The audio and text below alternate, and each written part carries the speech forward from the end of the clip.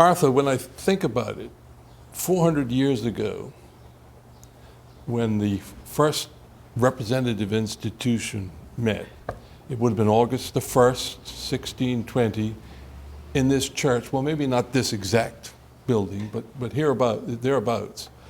And when you look back, I don't know that people then would have thought that it was something that would endure and develop for 400 years.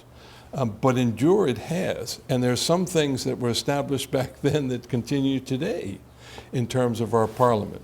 Well, you know, there's a tendency to think, when we talk about things like human rights, it's a tendency to think of today and then superimpose upon it our history.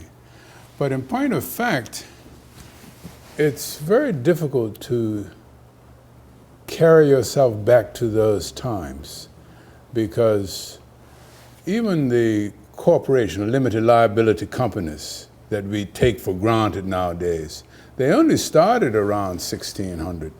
You know, when the kings of the day used to issue their patents and their privileges to groups, it wasn't in terms of a limited liability company. I guess the East Indian Company was about the first around 1600. And so the Virginia Company came shortly after that. This was a brand new way of financing, rather like, I suppose, our captive insurance companies today. It was a brand new idea.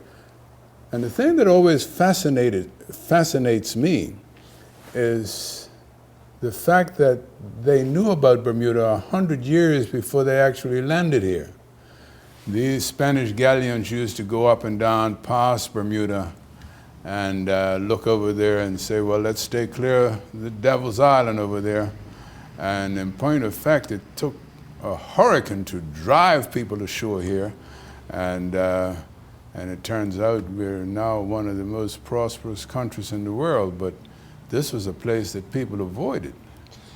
Indeed, and mentioning the Virginia Company, the Bermuda Company that developed here in Bermuda, it's interesting that the people who comprised that settlement back then were looking for a new world, but they were looking for ways in which to exploit it as well and develop things like tobacco, looking for gold and other things like that to bring back for the crown. But what's interesting is that Bermuda Company, and Will Zuhl in his book, A History of Bermuda and Its People, said the greatest gift that they gave was in fact making sure that we did develop a representative body. And the governor in 1620 called people together here. And what's interesting about that is the people were given the representatives. There were 2 from each tribe and 4 from the common lands, as they were called.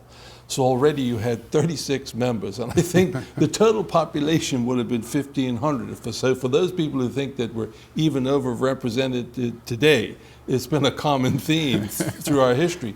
But in any event, they met, and they were given I would describe it, a partial voice. A hearing is the way it was described. It was more like a staff meeting. I mean, let's face it, the shareholders who financed this whole project, they were looking for profit. They were looking for some money out of this deal that had brought them together. And the folks that actually came, I mean, they were already given a down payment. They got free passage out here. So nobody was thinking in terms of what their thinking was. It was, as I said, like a staff meeting to make sure we didn't have too much conflict among the workers. And there was conflict back in those days, not surprisingly, as there is in any group or family. But in any event, they established that principle, which is something that has endured till today, a representative government, insofar as you don't pass laws that are contrary to that which the Crown will approve or disapprove of. Well, Bermuda has taken full advantage of the way in which I think we ought to see history. We have managed to keep those aspects of what existed at the time to perpetuate it.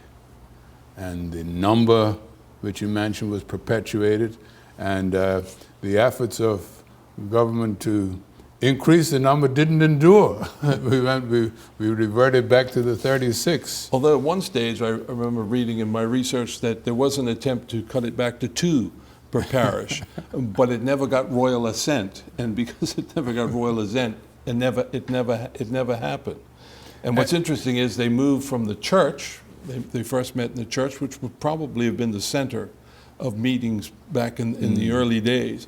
They wanted to develop a premise that was suitable for an assembly. My words now, although the governor was very keen on this, and they built the State House, which is just around the corner here, and one of the first buildings built of limestone. And there started another tradition. They would meet downstairs, and I think they had the court where they would administer justice upstairs. And the only change now is in the House of Assembly in Hamilton is that they meet upstairs and justice is administered downstairs. The AMPs had to show their authority here. The courts are subject to us. I guess that is. You could read that into it, but these are things that have, interestingly enough, continued. Although when they first moved from St. George's to Hamilton, much to the chagrin of St. George's, apparently there were petitions galore to try and prevent that because they couldn't imagine that there was anything in Hamilton that would match the State House that had been built down in here at St. George's. And in fact, the first place they went to wasn't the current building, but what was then the Town Hall or Customs. The fire station down the old fire station that came to the Department of Tourism. I imagine most people wouldn't even remember that. Now the Supreme Court Registry. It was there first. Before the building, they moved to what was then a two-story building at the highest point in Hamilton. It wasn't as stately looking as it is today. That, in fact, came later, as you probably know, when they celebrated the Queen Victoria's Jubilee, and they added the tower and the terracotta facing to give it a more stately look, I think. But what's amazing is how we tend to take things for granted. As a child, I heard about people going up to the hill. I didn't know that it was an actual hill that they went to, and in fact, it was a carefully orchestrated hill, the highest one in Hamilton, where they put Parliament. And I had no idea as a child growing up that they intended it to be such a place. Yeah, and the thing that always confused me as a child, as a student, was, excuse me, the House of Assembly's on the hill, but it's the lower house. and what Legco, or now the Senate, is down the hill, and it's the upper house. How does that work? But that's just the way bicameral legislators develop the upper house and lower house. And in Bermuda, I think people have a hard time, I certainly did in my research, pinpointing the time in which we got an upper house as opposed to a lower house. Because when they first started to meet in the 1600s and then the 1700s, the governor had an executive council, and it sat in the meetings there, and it basically held the veto on most things and probably directed people. That was how the Crown had control. And then it was later on that executive council hived off, and they were left with a legco, an upper house. That's, as I understand, how that developed. Well, they would need to have been, the executive council would need to have had an interest in what kind of legislation they were left to execute. So the legislative council was a council. It wasn't an elective body as such. No. It was simply a few people who the governor thought should express their views on the kind of laws that should exist in order to administer the whole thing. And wise heads, they used to call them, where they'd give a second look at what those people were doing in the lower house. And we talk about the upper house, and I think that one of the mistakes that we have made, and I have to plead guilty to having been a party to the mistake, when I was first appointed to the Legislative Council, I was very happy to have been appointed there. But in retrospect, that was really a place for people who had served and who were casting a second eye on the legislation. It wasn't a place to start a person off in their legislative pursuits. And as I said, I was very elated when Walter suggested that I should go there. But in retrospect, I think that we should have put some folks there who had a little bit. Well, of that seems to be experience. that seems to be the trend today. Yeah, and that has Yeah. and that has emerged as it's almost a tradition now that we put folks there who are starting off. And I've always been a fan of using the parish councils to start people off, for young people to. But I haven't had much traction.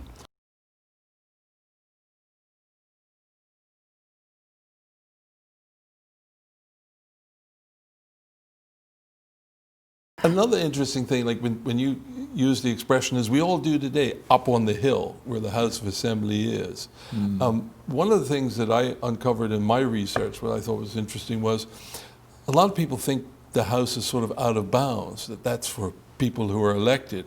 Of course, you know, people can visit and they do go, and now it's broadcast, so you can hear it in any event. But back in the day, there were two instances that I found in my research where at one time the House was used for an exhibition, a 5-day exhibition that was turned over, and this would be in the 1900s. And I think at that time, and then the next occasion was also in the 1830s, where they actually had a ball and a supper to honor a governor and the commercial gentleman of Hamilton, as it was now emerging, which I thought was interesting, something I never knew. That it had been used for something other than meetings. Well, they have the speaker's dinner nowadays. But they usually go to a hotel or somewhere else. Exactly. Never use it for salon. And then the other thing that I uncovered in my research is that it started back in the 1800s, I think, where they didn't always necessarily meet here or in the State House. In fact, there's some suggestion that the representatives used to meet in their private homes because they didn't want the governor to hear and know what it is they were plotting and scheming in terms of legislation. That seems to have become a tradition as well. You might call that like a party caucus or a caucus within a caucus. And another thing that I uncovered was that sometimes there used to be threats, perceived threats of privateers, French privateers particularly, and they'd move the meetings of the House of Assembly to flats. Oh, really? I didn't know that. Yeah, to near the, I think the bridge house, right next to the bridge itself, Yeah. and they used to meet down there. And of course, people today wouldn't know and appreciate that flats back then was the second biggest port compared to St. George's. Yeah. And it had a deeper draw for ships to come in, and in fact, they'd come in at night with their cargo to avoid paying customs duty. That's right. where people would be woken up late at night in flats and come down the hills to unload, and they'd leave something on so the ship could then sail into St. George's and pay some duty. And so flats was a choice back then for meeting for the House of Assembly coming from St. George's. Yeah, there was a fella, I've forgotten his name, but I did a little research. He ended up earning most of Smith's Parish, but he operated a privateering operation out of flats and made enough money out of it to buy the whole parish. Not uncommon. Not uncommon back in the days of privateering. And in fact, that's how Bermuda developed to a certain extent through privateering, through moving out of the island rather than relying just on agrarian, because tobacco and growing corn and all that basically failed. I think that's why the Bermuda Company lost interest. I think one of the things that happened, it was rather like we take a navy for granted, but back in those days, countries didn't have navies. If a time of conflict came, they just hired privateers. And the one thing we haven't touched on yet, but obviously we will, now's as good a place as any to start, is the fact that there was a slave population in Bermuda that developed as well, which of course had no rights, no input into the assembly. Although at some stage there were a number of free blacks, most of them never even got the vote. But they not only didn't get the vote, in 1834, just before emancipation, the free blacks petitioned Parliament for their rights. Essentially, the petition said, look, let's not all get lost with this slave freedom. How about us who are already free from slavery, but we're not full citizens? And they wanted Parliament to let them serve on juries and such like. I think to a large extent, Bermudians don't know their history until Cyril Attlebridge Packwood wrote his book, Chained to the Rock, and James Smith's Slavery in Bermuda. I don't think people fully appreciated the slavery and the impact it had in Bermuda. And when emancipation occurred, of course, there was compensation, which made it perhaps easier to accept. But what they did immediately after that, Arthur, was, and this is a fact in research, is they raised the bar for qualification, both to vote and to run for Yes. representative, which for those free blacks almost now made it impossible. Yes. You know, you referred to a petition where they wanted to have rights, but in fact what was done was the opposite, made it difficult. Yeah. No, almost impossible. As a matter of fact, I wrote some articles, I referred you to, that I wrote towards the end of last year. But one of the little stories I came across when I was preparing those articles was a story where the British hired some privateers during the American Revolution, and the Americans caught a ship off the Carolinas, and there were 75 fellows on the boat, 5 of whom were white and 70 of whom were black, and they took them off to Boston to put them on trial. And the judge offered them the opportunity of offered the blacks, that is, the opportunity of being set free or being treated as prisoners of war. And to my shock, they all wanted to be treated as prisoners of war. I would have thought that, well, why not take freedom? But when you're familiar with the history of the times, they realized that as soon as they were set free, the bounty hunters would have them back in slavery, and things were better in Bermuda than they would have been up there. And in fact, as soon as they were sentenced as prisoners of war, and they had to ship them down to New York to be imprisoned. But as soon as the boat got out of sight of Boston, the slaves took the ship over and made it for Bermuda. And they had families in Bermuda and all sorts of relationships that they had cultivated here. So the cultural norms of the day were probably as complex as they are in today's world, you know. In fact, one of my ambitions, if I live long enough now, is to try to do some writing to see what can be built upon these social divisions, what kind of harmony can be built on it. Because when you're reading through these histories, you realize that there was a lot of conflict, but there had to be an awful lot of harmony as well.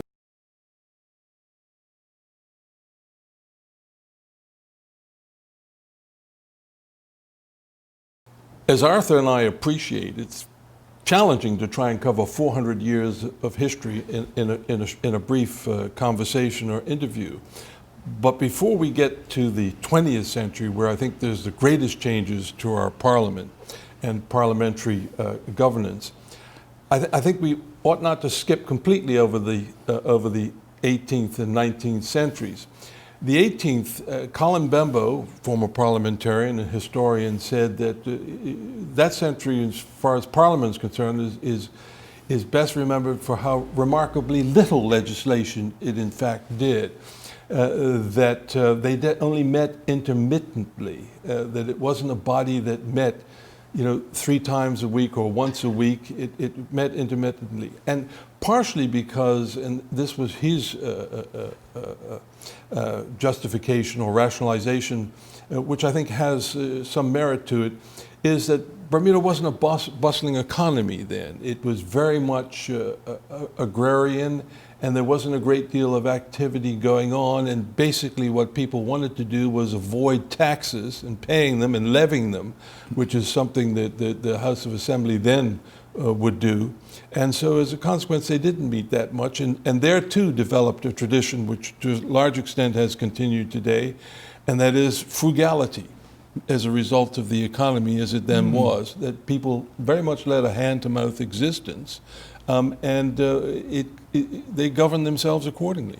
Yeah, like any organization, once they've got the main pieces in place and it's functioning, there is no need to be looking for changes. And in those centuries, mostly it was agriculture and families were left to themselves, I suppose. And the white representatives were happy to maintain the status quo. Absolutely. I think it's fair to say. In fact, the biggest changes probably came as a result of legislative changes in America, and that affected the whole economy. And some of the bigger changes that started to occur in Bermuda were in the late 19th century, I think. Yeah. So now we have the first women, 2 white women elected in 1948, and 1953 was pinpointed by Colin Bembo in his book that he wrote about Parliament as there was a feeling there was a change in the air, that there was change coming. I suppose Parliament, as it is today, was even back then a reflection of what was taking place in the population at large. I was reading some of the history and going back to the 30s and 40s. Some of the issues that came up had more impact outside of Parliament than in Parliament. I mean, I remember as a child hearing about Dr. Gordon. In 1948, he took his petition to England. Taking that petition to England to appeal to the Queen, or to at that time, I guess it was the Secretary of State for the colonists, was as big a deal as some sort of petition to Parliament today. We look at Parliament today as being the authors of our legislation, but as late as the 1940s, the British Parliament was very much a part of what was to take place here. And Arthur, you're absolutely right in terms of change coming from the outside on the parliamentary structure. I think in '53 there were now 9 black MCPs, as they were then called, members of colonial parliament back in those days, not MPs. And people felt that there was going to be a change in who gets the vote. And that was the pressure. And Roosevelt Brown, who later became an MP in the Progressive Labor Party, developed the Committee for Universal Adult Suffrage. It was meeting throughout the land, and it was obviously having some effect.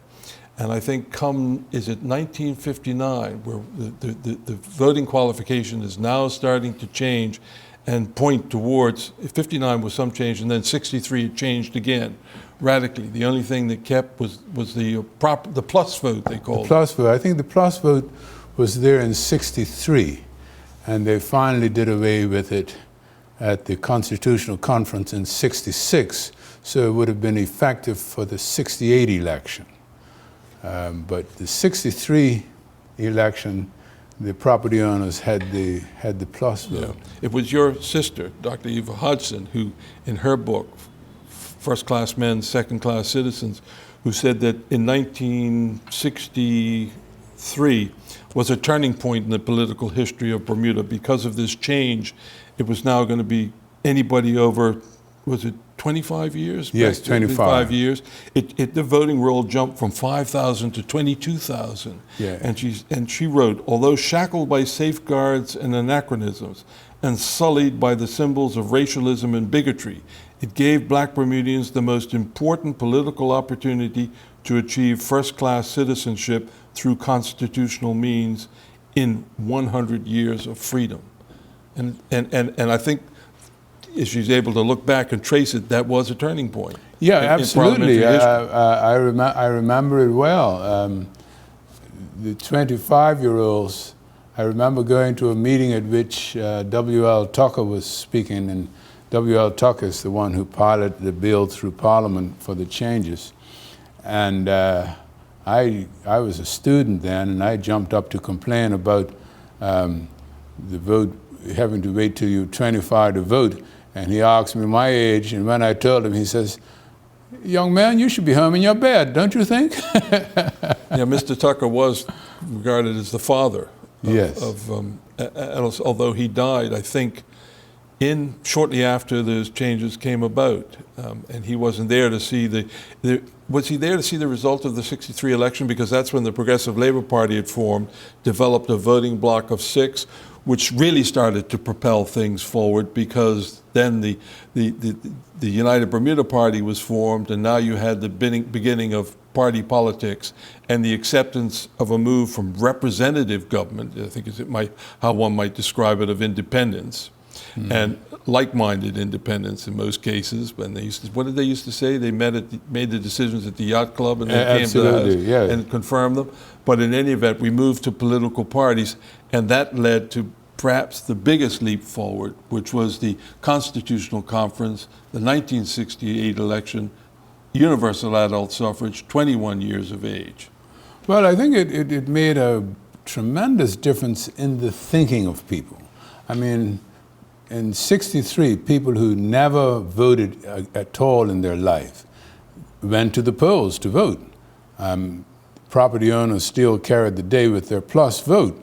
But let's face it, the man who had lived his life and never voted, and suddenly in '63 he's now having some say in determining who goes to Parliament. That had to be a tremendous change. But in '68, all that was gone, and everyone, didn't have one man, one vote. You actually had 2 votes, because you had dual seat constituencies. Right. So that the parishes were divided up. Pembroke had 4 constituencies, and Right. the others had 2. So now you still had 40 members, and people could still plump, and they did in some places. Yeah. But now we had the move from representative to responsible government, which is probably the biggest significant shift in parliamentary history when you look back. It was certainly a big shift, which I think still impacts on the way Bermuda is governed. Because of the part-time politicians and the intermittent nature of Parliament and bills, civil servants were the ones who essentially ran Bermuda on a day-to-day basis. In terms of the way the governance structure is now constructed, it's a radical change. The Speaker previously was a much more dominant and influential figure in a House of Independence, helping to select who served on the various committees. Oh. That's gone. Now you've got a cabinet, you've got elections where people are supposed to vote and have regard to policies that will be implemented every 5 years, as opposed to independents before, who ran almost, I guess, popularity contests in terms of who I think there's an element of popularity that still possibly exists, but what struck me about those days was Sir John Cox and Sir Henry Tucker. They got into an open brawl, and in Parliament and in the newspaper, because the center of power was shifting from the Speaker of the House to the member of the House who commanded the majority of support. And Mr. Cox didn't take too kindly towards that. Yeah, you might expect, because he was the Speaker then. Absolutely. But he also eschewed party politics as well. Well, it removed from him the power that he had, as you mentioned. He was in the position where he chose the members who would sit on a committee. What would happen with legislation? Some member of Parliament, one of the independents, would have something to say about traffic, and whereupon Mr. Cox would appoint him as the chairman of a committee to deal with traffic, and he picked the other members on the committee. So he, in fact, controlled the legislation that came forward. And when it would come forward, too. yes. Yeah. So when we had party politics, the traffic was decided in a party caucus somewhere, and the decision was already made by the time they got to Parliament. So it deprived him of the power that he had. And the Speaker becomes the person who administers the rules of the House of Assembly in terms of conduct and procedure. Right. Yeah. I mean, in '68, there was one that didn't occur until the turn of the century, and that was we had the dual-seat constituencies constrained by parish boundaries, which led to unequal distribution of votes. Right. And that was something that the Progressive Labor Party had argued strenuously for at the Constitutional Conference, as you yourself would know. And that finally came about for the 2003 election. There was a constitutional order amendment, so that the Boundaries Commission could decide on the single-seat constituencies and the number. And right. that was done. As a matter of fact, while the PLP was committed to equality of the constituencies, they were not committed to eliminating parish boundaries. It was to have been, when the concept was first conceived, when what's his name was out here,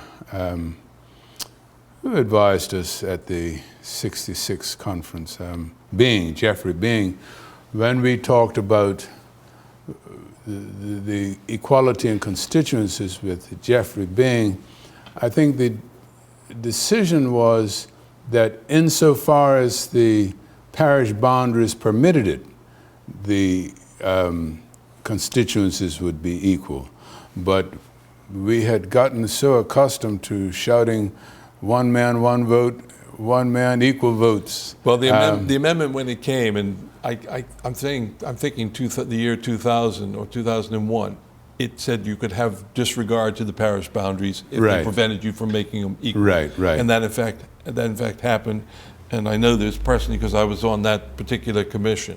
Yes. And it was a complete change. No question about it. And so the parishes have become almost obsolete, both by virtue of representation and, of course, technology and the way the island is governed generally.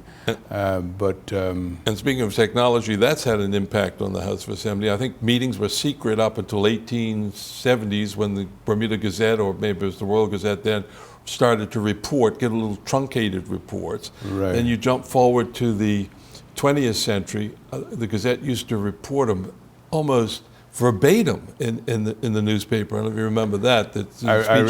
I remember it well because I was one of those proponents of having the thing opened up, and I remember we had a parliamentary conference in Bermuda to which folks from the South came up to our meetings and to the meetings, and they found the reporting in Bermuda to be very full, and I had to stop shouting so loudly when I was objecting to not having the whole thing televised. And the House used to meet 3 afternoons a week, I think, in the 20th century, prior to 1968.